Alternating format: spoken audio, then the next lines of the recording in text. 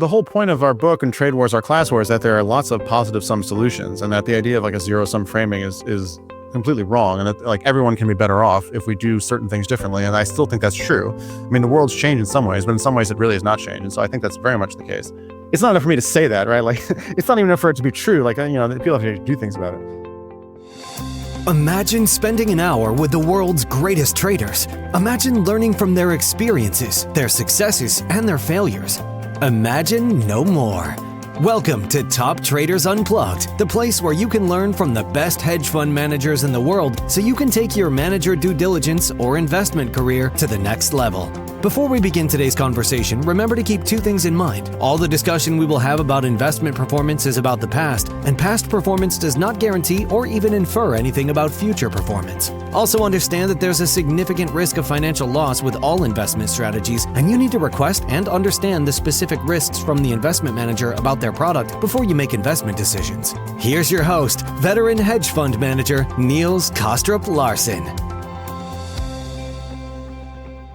Welcome back to another conversation in our series of episodes that focuses on markets and investing from a global macro perspective. This is a series that I not only find incredibly interesting as well as intellectually challenging, but also very important given where we are in the global economy and the geopolitical cycle. We want to dig deep into the minds of some of the most prominent experts to help us better understand what this new global macro-driven world may look like. We want to explore their perspectives on a host of game-changing issues and hopefully dig out nuances in their work through meaningful conversations.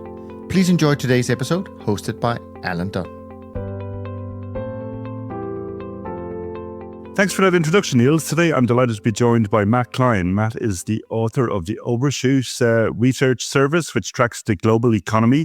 He has been in the markets for a couple of decades. He started at Bridgewater and then was a writer on economics for The Economist, Bloomberg, the Financial Times, and Barron.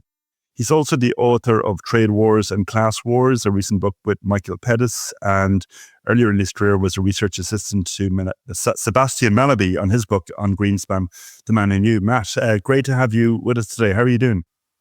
Good. Thank you for having me, Alan. Well, as I touched on your background a little bit, but we always like to get to hear directly from our guests as to how they got involved in financial markets and economics. So what prompted your initial interest in the global economy and financial markets? So it was basically a kind of luck, to be honest. I was in school and I didn't really know what I wanted to do. And I was fortunate that at that point in time, there were at least some businesses that were willing to take people in, at least as summer interns who didn't have a deep knowledge already. I think on the view, not unreasonably, that whatever they already knew was going to be orders of magnitude more valuable than anything that someone might have learned in a couple of years of school. So somehow I managed to make it through that interview process and was a summer intern. And I just found it really fascinating. I didn't know a lot. I didn't really know anything going in. I was given a 10-week kind of open-ended project assignment to discover and explain what was going on in Poland was my project. And I knew nothing about that. I knew nothing about Poland. I knew nothing about economics or finance, really. And the first, half, for 5-6 weeks, was incredibly challenging. But it turns out if you're just in it all the time and you ask enough questions, people were very helpful. And I got sort of a sense for it and learned a bit. And I realized this is just absolutely fascinating. Figuring how all the pieces fit together. It's kind of like a big puzzle. The relationship between the real economy and the financial system and markets and how this all links together was just really interesting to me at an intellectual level. And then, coming back after, the internship was over, this was in the summer of 2008. So very quickly it became apparent that understanding how these things work was very important, not just as sort of a way to make money or something that's interesting, but at a social level. Like when these systems break down, they can cause immense amount of harm to hundreds of millions of people. And so getting it right is very important, and that really became a motivator to understand it better and explain it to people so that we can manage these systems better and have better outcomes for everyone. Good stuff. And obviously you've spent time on the asset management side and then migrated more into writing as on economics. It's an interesting path to take. Not everybody does that. What was your motivation for focusing more on writing?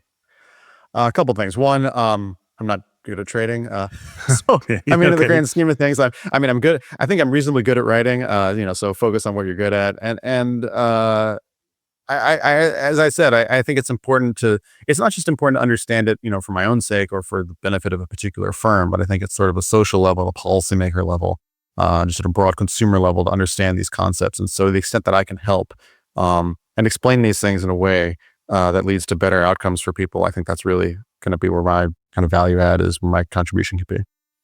Very good. Well, as I say, you wrote a book, it's probably 2 or 3 years ago now, on called Trade Wars or Class Wars with Michael Pettis. And I know it was a few years ago, but it seems very timely now, given what's going on. It feels like we're about to go into trade wars.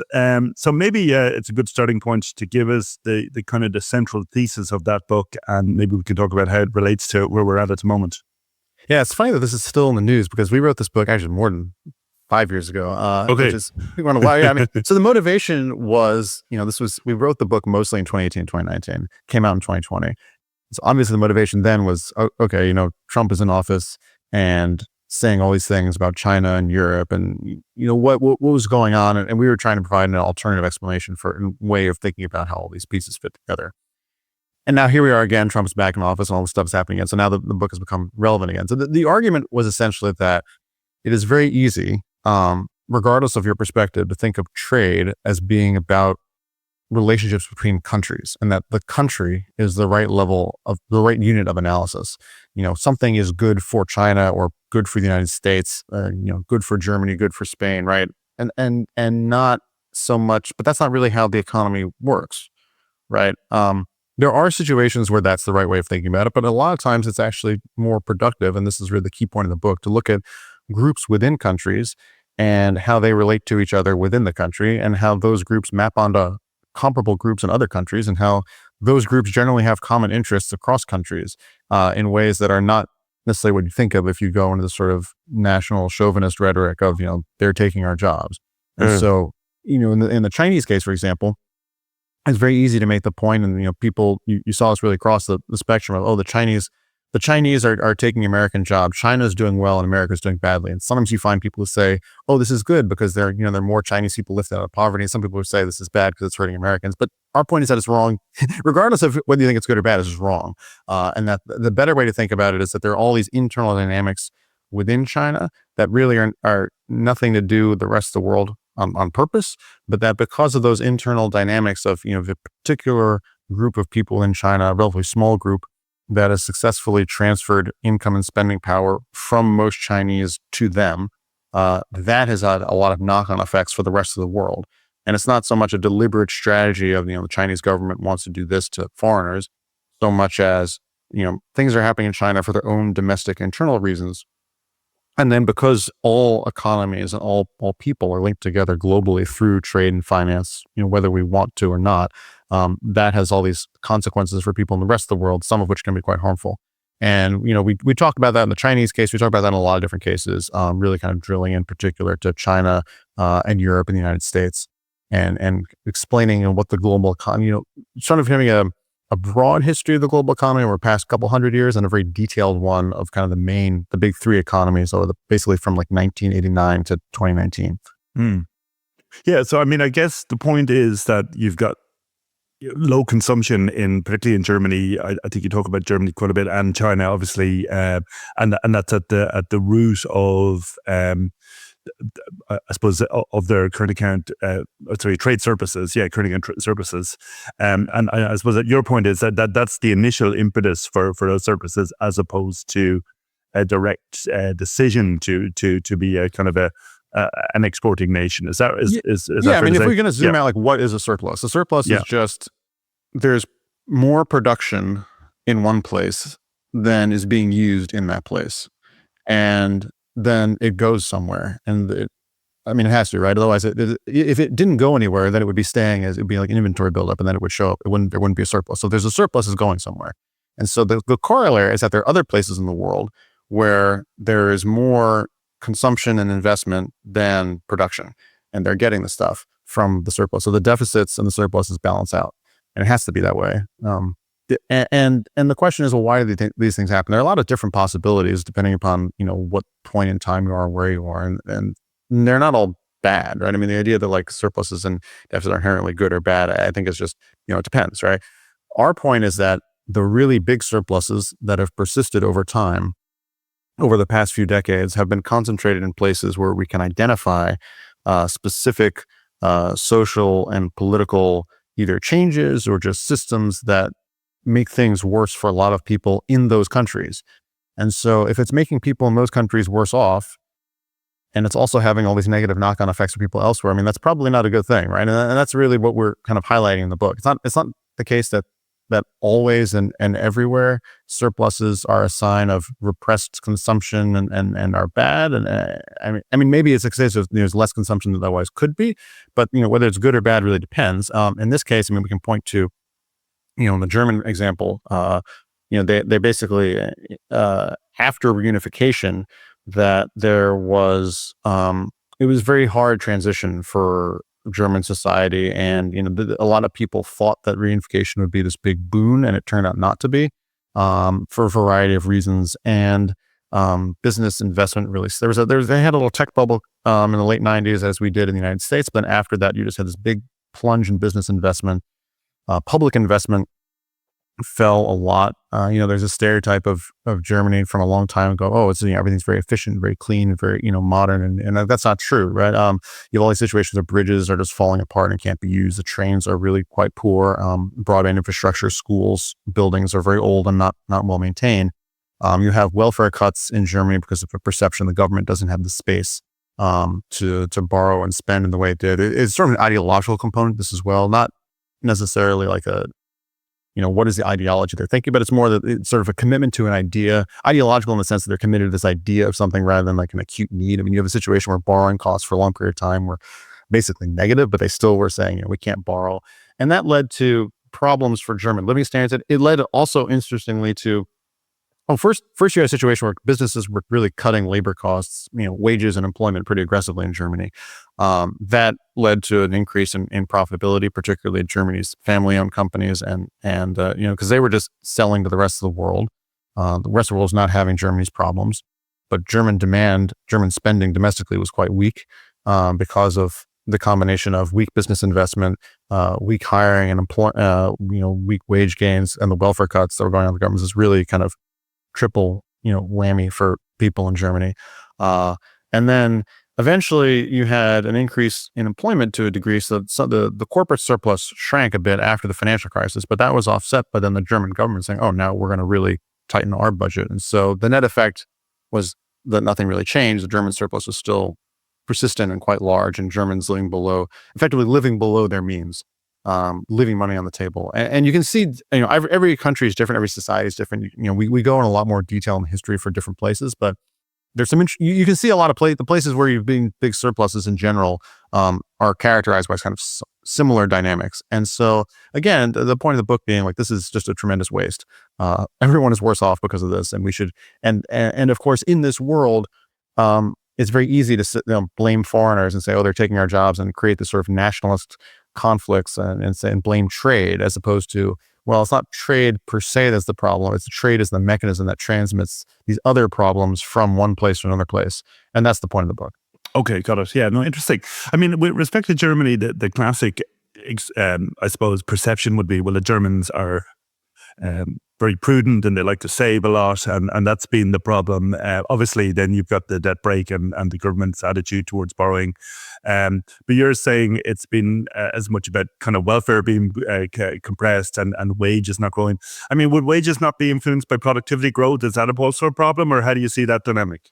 Well, that's the thing that's interesting, is so that particularly in the period from 2000, 2007, 8, is that wages were growing much less than productivity. That's why you saw corporate profitability rise so much. And in fact, we have a chart in the book. It basically shows this, that the increase in the the current account surplus for Germany basically perfectly matches the increase in the profit, or that's not profit, it's like free cash flow or whatever, of German non-financial corporations, which in turn is directly related to the fact that sales are going up and wages are not. So it's not a question of productivity being weak at that period of time.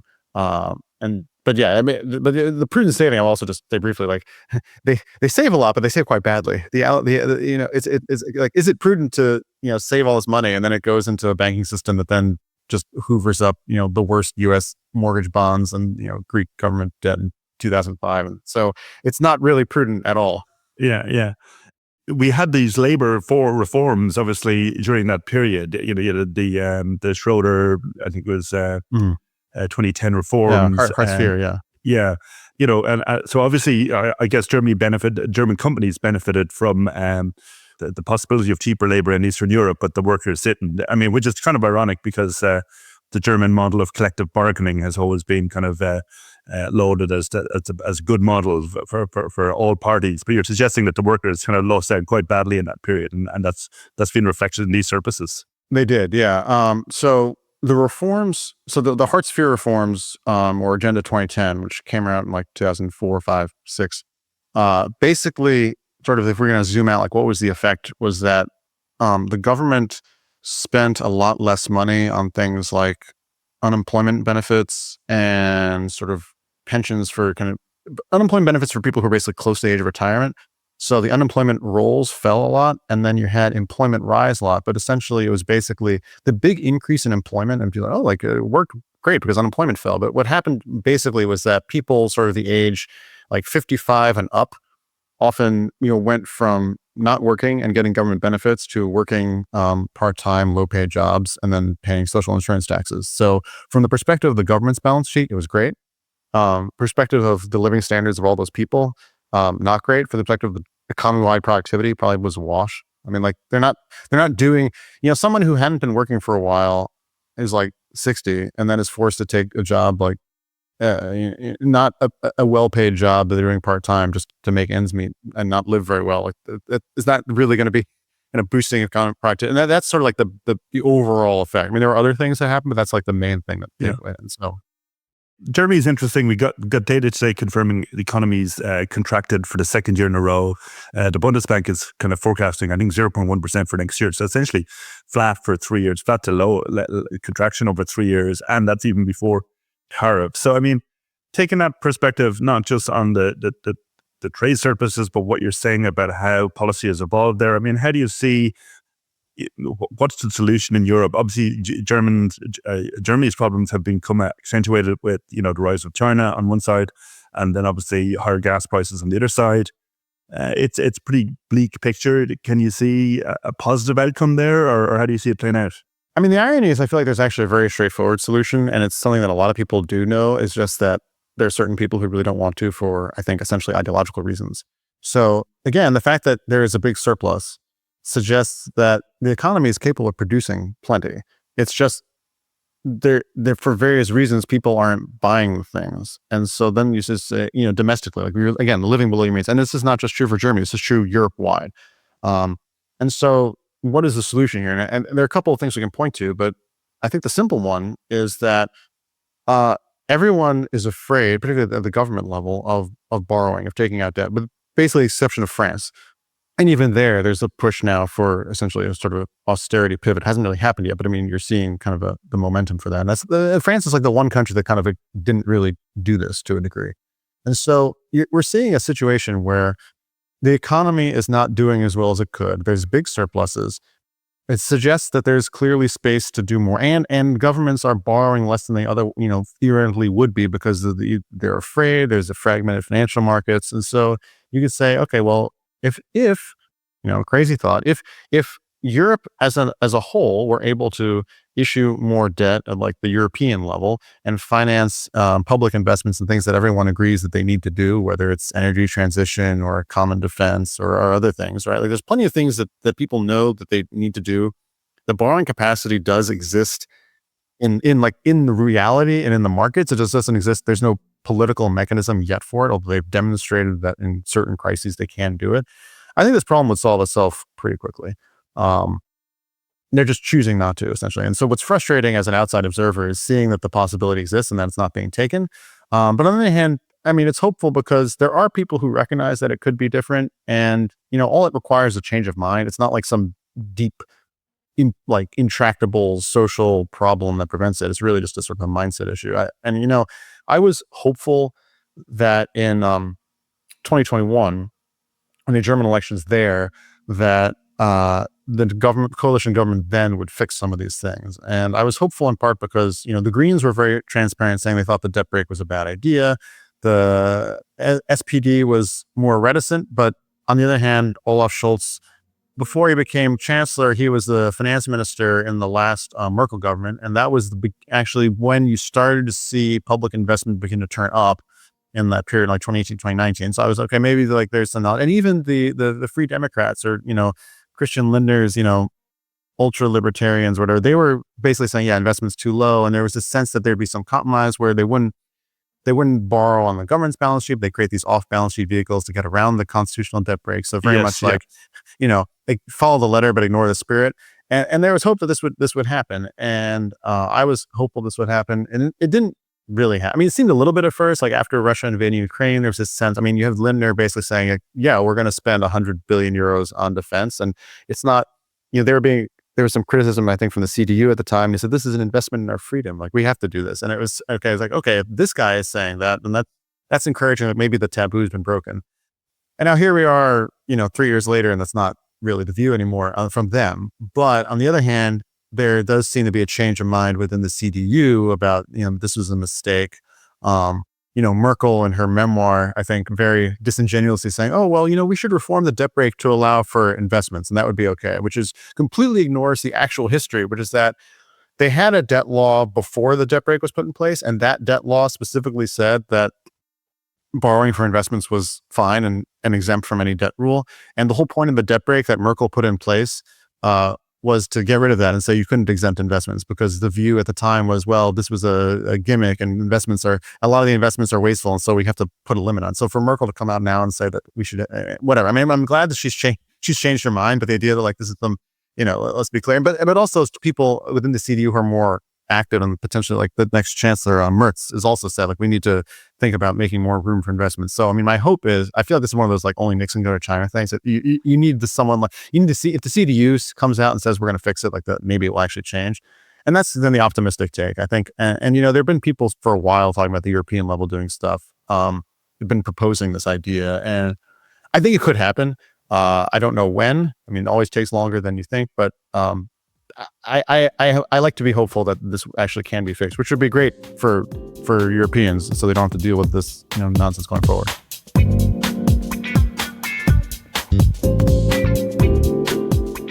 It definitely makes sense longer term, and as you say, the debt GDP in Germany is only about 60%, and German yields are only about 2.5% or so, 10-year yields. I mean, if they did make that change now, ironically, I don't know, it remains to be seen how it would be accepted by bond markets. I mean, bond markets are generally on edge at the moment, but maybe it's good segue into bonds at the moment. And I mean, obviously, US yields have been rising. We've had chat of maybe whether it's a reverse conundrum or not, but certainly yields have been going up and term premia have been rising.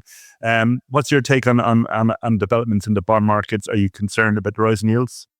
I'm not concerned about the US. I mean, I think there's some other countries like the UK where it looks, I don't know, I don't fully understand those dynamics there. And the UK bond market has some interesting idiosyncrasies because of the extent to which pensions play a role. But I mean, in the US case, I don't see it being a problem. I mean, there's some people who say, well, if you take a very narrow window of time from mid-September to now, it's like, isn't it strange that the short rate's gone down by about a percentage point, and then long rates have gone up by a percentage point? That's weird. And this is a reverse conundrum you're talking about. And of course, referring to, almost exactly 20 years ago when Alan Greenspan was saying, oh, we were raising rates at the short end a bunch and long rates are going down. And so that's a conundrum.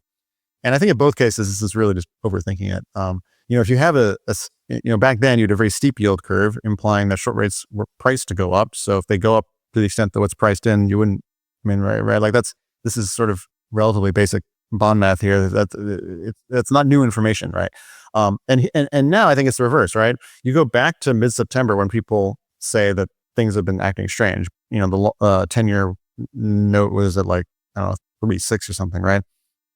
3.7, and now it's 4.7, give or take, and then short rates. But the thing is, the short rates, you had a crazily inverted yield curve, right? So if the short end was at 5.5, and long end was 3.7, I mean, that's very strange. Outside of imminent recession, right? That's sort of what that's what is priced in is that short rates are going to fall a lot and pretty quickly. And so all the short rates have to do are not fall as much as what's priced in, and then long rates would rise somewhat. And in fact, if you go back to, you look at that period, which again, it's not like this is ancient history, right? This is, 4 months ago. there were people worried very much about the state of the job market and thinking like maybe there's a problem. They were talking about the need for emergency rate cuts. And between data revisions and just what happened in the next couple of months, it turns out that was just wrong, right? I mean, this happens. People, and in fact, you can see it very clearly. The Fed, every quarter, they put out their summary of economic projections. And one of the things that they do, which is interesting, is in the back, but they pull the policymakers and they say, do you think the risks to unemployment or inflation or whatever are broadly balanced, tilted to the upside or tilted to the downside? And you can see that in the June summary of economic projections, they thought that basically unemployment risks were broadly balanced. There's no real risk to the upside. They were not concerned about unemployment rising. By the time you get to September, because basically there'd been a pop in the unemployment report for July and a little bit for August, suddenly the mind has changed. And so at September 1, they're like, the risks overwhelmingly are tilted to the upside. Unemployment was higher than what they projected back in June. And so they're understandably concerned. They wanted to be in front of it and like, that's fine. And markets were reacting to that. And then you get to December and then they're back to being, pretty blasé about everything. And so, people were like, oh, their December was this hawkish, cut, right? That was, and I don't see it that way. I mean, I think if you bake in the fact that they were very concerned about unemployment and then they became less concerned as the data basically show that they were unreasonably concerned back in the fall, basically what they're saying is like, if unemployment is bad, we will do something. And if it's not, we don't have to worry about it, which I think is actually a pretty consistent model. And in fact, if, I wrote about this, a month ago or whatever, if you compare the rate trajectory, the interest rate trajectory and the inflation trajectory from the June forecasts and the December ones, when supposedly became more hawkish in December, what you see is that they're willing to tolerate more inflation. They're willing to tolerate more real growth, and they have a projection for lower interest rates in December than they did in June. So like the idea that it was, but they were like marginally more concerned about unemployment in December than they were in June. So that's I think the dynamic, and that's I think what's affecting the rates. So if you look at, you can break out what's going on with rates now, and people point to the model estimates of the term premium. Right? We can't actually observe the term premium; we can only estimate it. And it says, okay, like the 10-year yield has gone up basically, and it's all term premiums. Okay, great. First of all, one big caveat is most of the time, it looks like that. Very confusingly, but the standard term premium models, like any volatility in 10-year rates looks like it's a term premium. So it doesn't necessarily tell you a lot. I mean, maybe it's right, but it's not, unique information for now. The other thing that's interesting is that if you look at shorter term forward rates, so like, 1 year, you take like the 2-year treasury yield, you take a 1-year treasury yield and you say, okay, what's the 1-year rate 1 year forward? And that's actually moved more than either longer term forward rates like 5 years or the 10 years as a whole or anything like that. So it seems like it's actually much more like a near term policy dynamic than term premium stuff, at least as far as I can, just sort of the simple minded thing. And so that rate moved up a lot more between mid-September and now. And so I think that's probably, there could be other explanations, but the simplest one as far as I can say is like, it's about people were afraid about the growth outlook and now they're not. And that flowed through to estimates of near-term Fed policy, and then that flowed through to longer rates. And that's sort of where I'm at. Yeah, no, I think you're right. I mean, I think if you look at software futures or Fed funds futures, I mean, about a year out, there's about a change in rates of about 1.25% or so a reassessment. So that's kind of consistent with a stronger economy. I guess maybe a couple of things. I mean, well, firstly on that, I mean, is that consistent with your take on the economy at the moment? As you say, go back to July, first week of August, a lot of panic, people calling for 75 basis point emergency cuts. The SAM rule gets triggered. Suddenly we have a string of better payroll numbers, ISM services numbers looking better. Everything looks a lot better. So clearly people were probably too pessimistic back then. And obviously we've got an incoming president with a new policy agenda. So, I mean, if you were trying to forecast the economy a year out, do you think it's going to be stronger or weaker this year, factoring in everything? Oh, that last part's tricky. I mean, forecasting a year out, I don't know. But I mean, I will say that at the time, last summer, I was saying that we shouldn't overreact to this, and that if you kind of dig into the components of the unemployment rate increase that had been freaking a lot of people out, I was saying that actually it's like weird pieces of unemployment that aren't usually the most reliable indicators of cyclical conditions. And it is gratifying to see that is actually seems to be what happened, and that it got, those are the things that came back. And And so, yeah, I think overall the data have been pretty consistent. I mean, we've also seen this with inflation, by the way. I mean, you have the inflation numbers as of today. You strip out some of the noisier components, things like, groceries and gasoline and rent is not noisy, but it's kind of, there's some weird dynamics there. And you just say, okay, well, like what, everything else. Okay. Inflation in 2024 and inflation in 2023 were the same. There's no change. And you can say that's fine because it's not that fast relative to the target. I mean, it's faster, but not like crazy fast. But you go, okay, like that didn't change. And by the way, like if you kind of were doing this kind of rigorous analysis of not just looking at the headline numbers, but kind of breaking out like what's going on and what are the things you should be paying attention to, then I mean, this was clear throughout the year that we're heading for that outlook of like, so in the beginning of 2024, there was this big spike in prices and people were like, oh, we should ignore that. That's noise. Let's see, like, okay, fine. But if that's noise, then if it really were noise, then price increases in the following months would be so much smaller that, the net effect from, December 23 to whatever it is now would be still reflect disinflation. And that hasn't happened. It kept not happening. And people will be like, oh, well, if you look at like, May of 24 to, November 24, then it's like, okay, well, thank you. I mean, it's not useful information. And so, yeah, I mean, I think we're in this kind of relatively benign, steady state of pretty robust growth, pretty strong labor market, inflation, a little faster than what, the Fed targets, but not crazy fast, and not accelerating, but not slowing either. And I think that's why where rate outlook is what it is. I mean, one way of zooming out that I like, if you look at something like the one year rate, or you look at like the 1 year rate 2 years ahead, similar things, like it's basically been range bound. I mean, with some volatility, but range bound for like 2.5 years, basically, since like mid 22.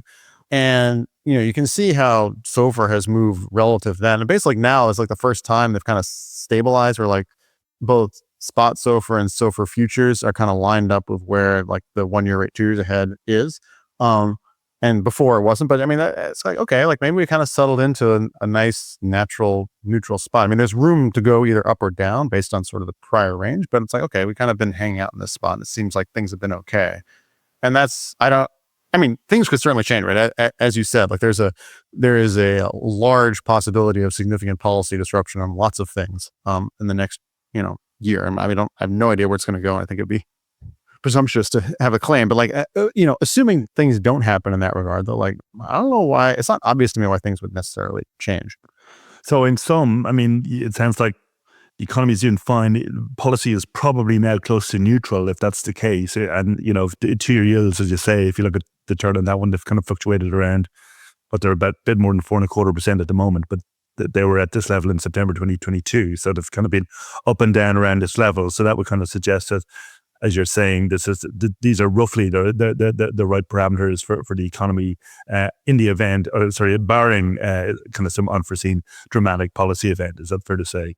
Yeah, I think that's right. I mean, I don't know, feels like famous last words, but I mean, it's been true. I don't know. I've been saying this for like since the end of 2022, and people were worried about a recession. Then I'm like, I don't see it, right? I mean, maybe, but and then so far it's been pretty good. Yeah, obviously things could change, but I mean, it's not like there's something obvious that can really be like, ooh, that doesn't look good. I mean, the fact that consumer spending has been holding up as well as it has, even though we've seen this big slowdown in consumer borrowing, and people were afraid of like what that would do, and the answer is, well, a lot of the borrowing was not necessary for the spending. I mean, the spending basically tracks, kind of organic wage growth more than anything else, and that's organic wage growth has still been pretty good. So as long as, I mean, if that changes, it's different, right? But it hasn't. So you do get, various reports to point to stress, like credit card delinquencies or things like, leverage loans defaults. In the last couple of weeks, I think the FT had stories on both of those. I mean, are they just kind of part of the landscape at the margin, but not influencing the kind of the core outlook? Is that what you would say?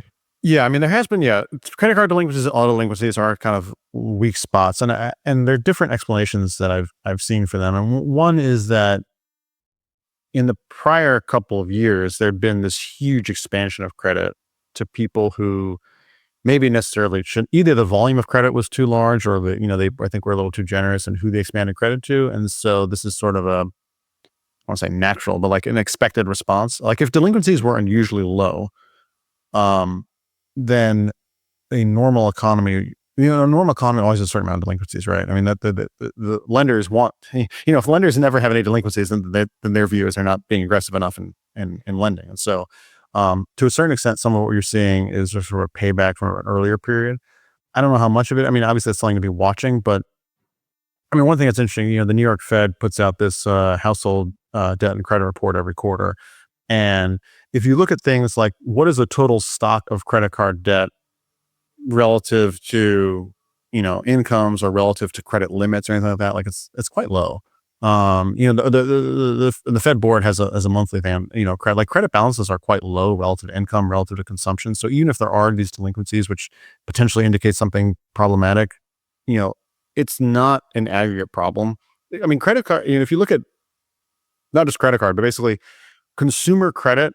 So all debt by households, basically excluding student loans, because that has its own weird dynamics. Like we're basically at multi-decade lows relative to income or consumption, which is remarkable. And so that suggests, I mean, one way of looking at it is that actually there's a huge amount of room to expand borrowing. A lot of people felt like it were compelling to do so.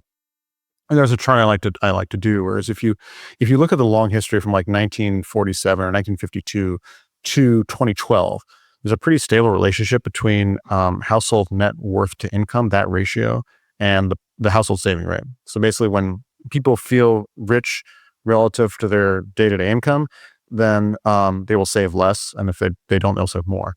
And that relationship broke down in 2012.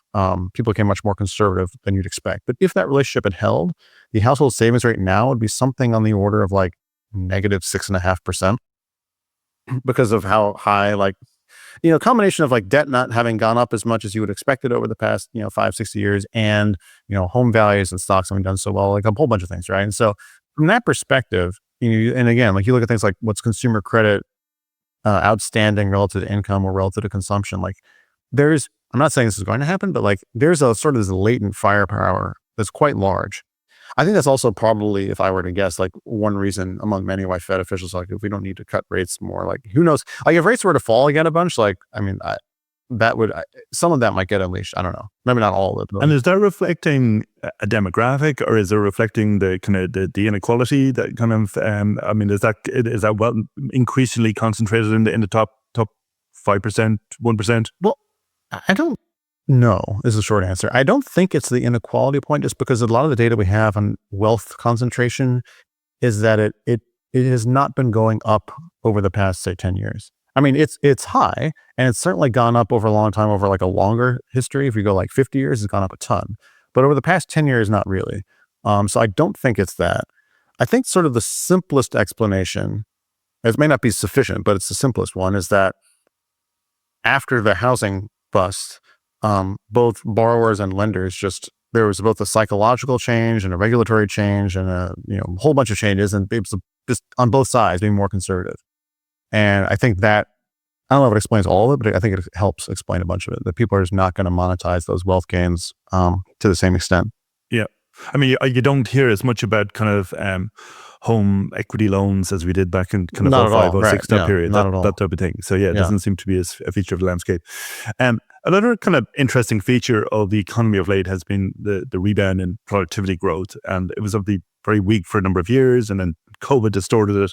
And now we're seeing definitely in the last kind of 2 to 3 years, stronger productivity growth. But there's a kind of a difference. Some people saying it's just a normalization. Maybe it is a COVID effect. Others saying, no, it's actually, the digital economy. We're seeing the benefit of that. Maybe AI, although possibly too soon for that. I mean, we talked about Greenspan, the reverse conundrum, but obviously back an earlier decade, and you worked on the Greenspan book. So you must have gone through lots of materials on this. I mean, is there a parallel now with the late 90s or not? Or are we too quick to make that parallel?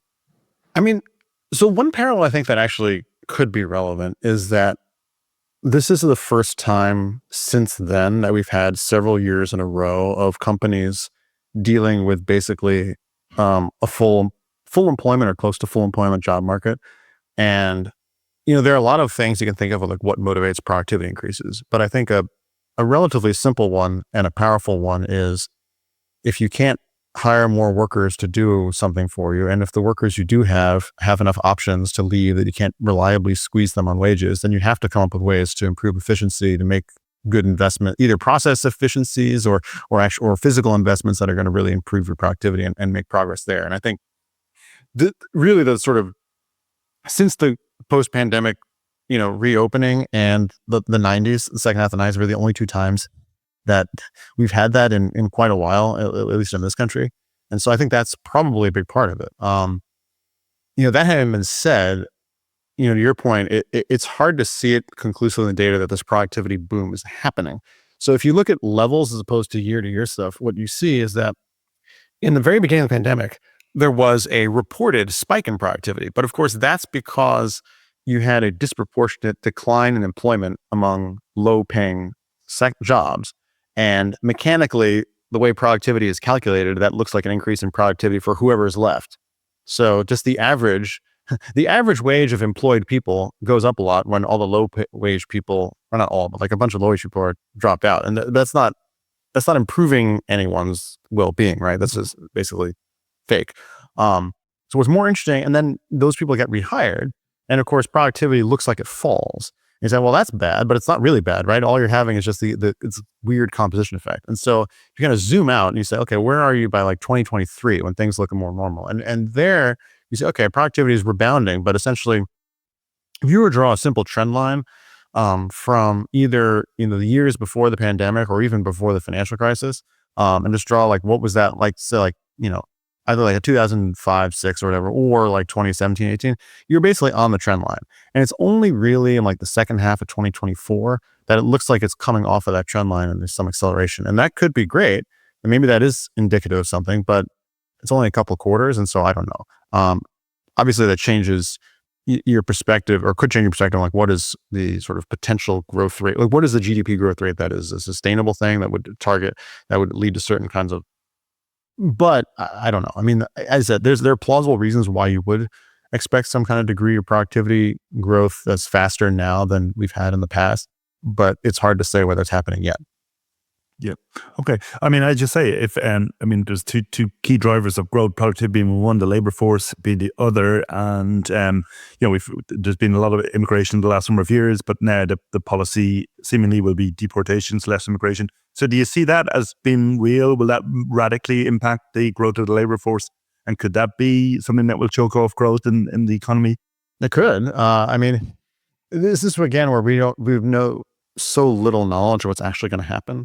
I mean, the thing that was talked about during the campaign was we're going to deport between 15 to 20 million people, which is an enormous number. And by the way, much larger than estimates of people who came to the United States illegally. So it was they're saying like we're including, people who came, or some people who are legal residents, but their parents came illegally or something like that. Anyhow, I have no idea if this is going to happen. If it did happen, that would obviously be a huge impact, right? 20 million people out of a population of 340 million. I mean, that's not nothing. Especially the workforce is 160 million, give or take, or employed labor number of employed workers. Like presumably, a lot of people who would be deported are people who are either in the workforce or who's working age. So that'd be large. These are large numbers, and just mechanically, as you said, I mean, if fewer people means.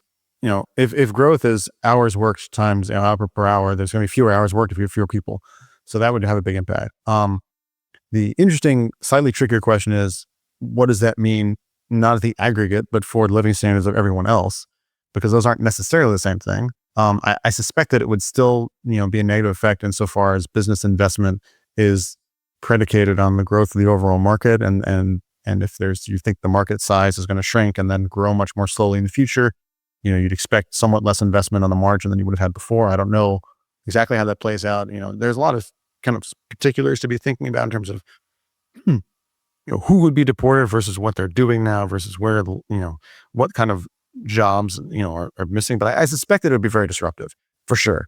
And what the impact would be. And so, of course, now you have people saying, well, it's not going to happen because it's going to be so disruptive, but who knows? I have no confidence on how that's going to play out. So, another area where this debate kind of impacts is housing, because you've got different views on housing. One view on housing is that, well, if you get all these people deported, there'll be less demand for housing, so that will ease housing inflation. And then obviously housing has been a big kind of unknown or uncertainty with respect to the inflation debate. People have been waiting for kind of rents to catch up or catch down or whatever you would say. And we see more downward pressure on rents. It's been very slow to happen. And at the same time, there's kind of a view I heard, I think it was Mary Daly speaking on another podcast, that she was saying, actually when they cut rates, you see more housing activity, and more housing production would actually obviously weigh on prices or would kind of cool the housing market. So paradoxically, lowering rates, that would seem to suggest would help ease inflation. So a lot of, conflicting factors going on there. I mean, obviously there's a structural lack of housing in the US, as there is in many economies. Do you think we're going to see that downward adjustment in rents that people have, that long awaited inflation adjustment? I mean, we have, and to a certain extent, right? I mean, there's been a huge. So, I'm just pulled up my spreadsheet now, right? If you look at rents in the second half of 2022, they were rising at about a 9% annualized rate. You look at them for the full year for 2023. So, in other words, December 22 to December 23, they were rising about 6.5%, and then this past year, like 4.5%. So there has been a big slowdown already. And in fact, if you look at the component, I mean, it's the smaller component in terms of its CPI weight, but it's arguably the more tied to actual market transactions, which is the rents paid by tenants as opposed to the owner's equivalent rent. That rose in 2024 at 4.3%, which is almost exactly the same growth rate that we saw in the typical worker's hourly wage in 2024. Which is generally how these things play out. So in a sense, I mean, you could say, well, it's still faster than it should be. It's still faster than it was pre-pandemic. I mean, fine, but it's not wildly out of line at this point. And especially not wildly out of line, given the fact that wage growth is still faster than it was before the pandemic. I mean, I still like looking at the measures of CPI that exclude rent just as a sort of a sanity check, just to get a sense of like change over time. But I mean, there has been a big, I just think it's important to note that there actually has been a big slowdown already. Will there be more? I don't know, but I mean, there has been a big one there. I think, in terms of your question about, what would deportations do? I mean, this is in general, right? People, however they get here, contribute in general both to supply and to demand. And so this is what, I mean, the flip side of, it's actually kind of funny, right? It used to be, the thing was, we don't want people here because they're going to depress workers' wages and take jobs. But it's very difficult to say. I mean, the argument against that was always, well, people come here and they get, they get jobs, and that puts downward pressure on wages, but they're also spending money, and that creates upward pressure on wages, right? Because they're spending money and buying things. You need more people to work. And so the net effect tends to be a wash, right? Maybe for specific sectors, specific places, not so much, but that's how it should be, right?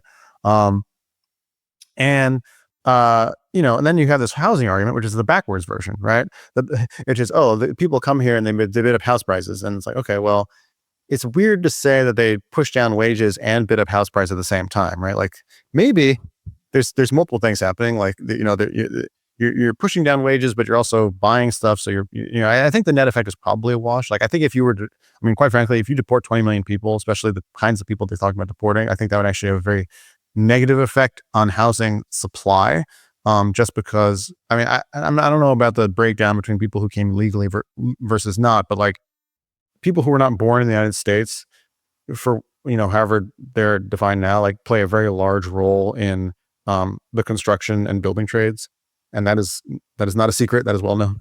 Yeah. And so the impact of removing a large chunk of them, I think would be, I don't know, would that be worse than the impact on the housing demand side? I don't know, but like I think the idea that it would make housing more affordable, you kick a lot of people out, I think is naive.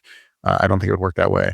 And so I think that I don't think cutting rates would help either, by the way, because what we saw is, rates go, the problem is like rates go down and building goes up. That's true. But also then you see basic, again, there's the demand side element too, which is that people who had been living together then more likely to, household formation goes up, or people say, like, I want more space.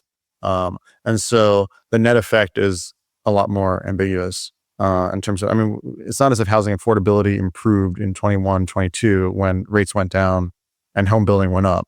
house prices also went up a lot. So these things tend to cancel out. I mean, I think there are things that can be done to improve housing supply, but using the rate channel, I don't think is necessarily the thing.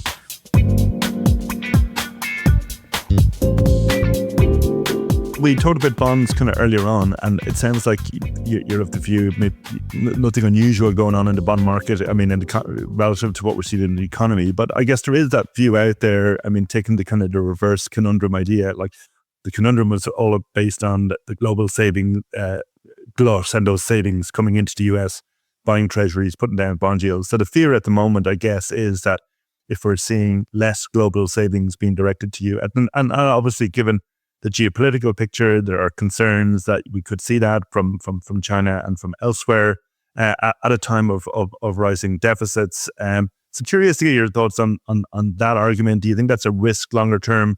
I mean, and how, in terms of dollar policy, anything, we've heard kind of conflicting views coming out of the incoming administration. At times, Trump has been negative on the dollar, then more recently less so. And then obviously Scott Bessent coming in has kind of given the markets some confidence that it might be a kind of a pragmatic market-friendly approach, but still, I suppose there are kind of underlying fears of maybe there might be a case for some kind of adjustments later on. Any thoughts on all of that, or I mean, have we got to wait for every random tweet from Trump, or do you think there's kind of philosophical, ideological approach coming from the new administration? Yes, there are a couple of things in there. I guess the first one I would point out is that I don't think the reverse conundrum is tied to people fleeing U.S. assets simply because the dollar has been rising this entire time. And so that I think, I mean, there was an interesting thing actually just came out today that someone sent me, which I thought was basically making the case, well, maybe people are moving into gold. And that could be consistent with the dollar rising against other fiat currencies. Although still, it doesn't quite fit the story of people are fleeing the dollar specifically. The other thing, of course, that relates to this is, again, like if you saw foreigners really being repelled by the U.S. financial system, you would not be seeing what we are seeing, which is a persistently large, in fact, widening U.S. trade deficit and current account deficit, because mechanically, those deficits are only possible if foreigners on net are buying more U.S. assets than Americans are buying foreign assets. And so they could be buying stock. I mean, well, sure, but I mean, Tesla. Yeah, but why do that if you're afraid? I mean, if you think that the U.S. government is really going to screw you, why would you buy that? Yeah. I mean, that's so. I think it's still not consistent with that, right? I mean, in terms of your point about what Trump wants, I think that is a very open question, and I think completely unanswerable, because on the one hand, some people are like, well, we need to weaken the dollar because it's overvalued and it's hurting our manufacturing sector, which is actually, I think, a coherent and defensible view. But then you also have Trump himself saying things like, well, if you abandon the use of the dollar, we're going to penalize you with tariffs. We want the dollar to be strong. So I don't know. I think the simplest explanation is that there is no coherent position. Certainly not yet. And I don't know, what we're going to see. I mean, one thing that's interesting is that one thing we saw last time, and we've seen a little bit of it now, is that imposing tariffs or threatening to impose tariffs tends to make the dollar go up, which is, of course, interesting at two levels. One, on the one hand, it means that tariffs are less inflationary than one might naively think, because import prices aren't actually going as much as you think. And the other thing that makes it kind of interesting, though, is on the one hand, if you think tariffs are good because it's going to, change relative prices and improve your domestic manufacturing competitiveness, like that won't happen either. So, we'll see what actually ends up being done. But I mean, that's kind of an interesting wrinkle to be thinking about in terms of what the policy is going to be. And so, of course, the coherent thing would be what some people are saying is you need tariffs and separately you need other things to make the dollar go down or prevent it from going up. But again, we haven't really seen anything concrete on that yet. That would almost certainly require legislation, which who knows if that would happen. But I mean, the argument has been put forward that the tariffs are really just a bargaining chip, and obviously to kind of put pressure on foreign powers to buy more U.S. goods or make adjustments, and even in Europe, there's already been talk of I think even Lagarde has said Europe should buy more, whatever it is, LNG or whatever it is from the US. I mean, if things turn more nasty, I mean, obviously the US is the biggest market. It provides defense to Europe. It seems to hold most of the cards. At the same time, as you say, the US has big deficits. Foreigners provide a lot of capital to the US. Is that a bargaining chip, do you think, for foreign governments? Do you think there was a speech from Macron last year where I think he talked about the need for Europe to kind of galvanize its own resources more, and which seemed to signal kind of encourage more use of European capital in Europe. I mean, is that a possible route that we see more, I suppose, capital wars as well as trade wars and class wars? I mean, war is a strong word. I mean, I think Macron is right in the sense, and this is what I was saying earlier, is that Europe as a whole is leaving a ton of money on the table by Europeans living below their means and producing all this stuff that they send abroad. They don't necessarily have to. I mean, they could send the same amount of stuff abroad and then import more, right? Like, I'm not saying you have to export less, but on a net basis, right? Like Europeans. So, conveniently, if that policy change were to come about, it would be something that I can imagine people in the Trump administration would be happy with. But like, regardless of whether they're happy or not, like, it's good for Europe. And so they should think about that independently. Like, it would be true regardless of who's in the White House.